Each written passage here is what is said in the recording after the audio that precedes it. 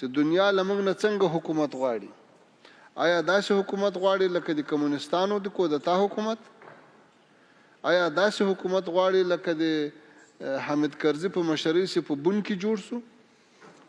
آیا داسې حکومت غواړي لکه د اشرف غني په مشرۍ باندې چې ټول افغانستان قومونه سره تقسیم سو او په یو کال کې به د انتخاباتو نتیجه نه معلومېدله؟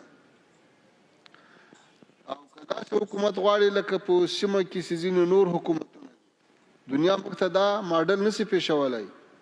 مهمه دا ده چې په افغانستان کې ارامي راشي. مهمه دا ده چې د افغانستان خلک د آرام ساه واخلي. 2001 کال کې چې کله په امریکا باندې ناټو او امریکا او متحدینو حمله وکړه، نو د ما او د ما د ملګرو یا به ګوانتنامو ته تلو، یا به وژل کېدل، یا به باګرام او پل شرخي زندانو ته لوېدل، او یا به مجبور و غرو ته به ختل.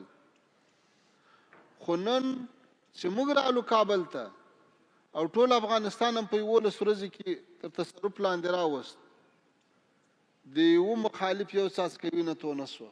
متاسفانه چې موږ ته تروریستان ویل کېږي او هغو ته بشرپال ویل کېږي چې د موږ په زرګونو تسلیم سوي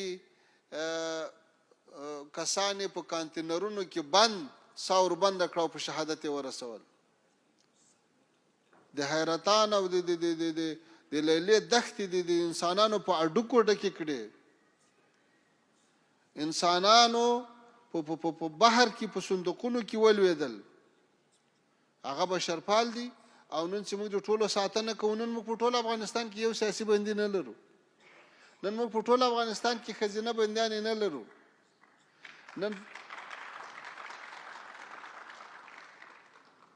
نن په ټول افغانستان کې موږ یو کس داسې نه لرو چې هغه د سیاسي مخالفت له وجې له هېواد پرېښودلو ته مجبوره سي. دا څومره لوی تغییر ده.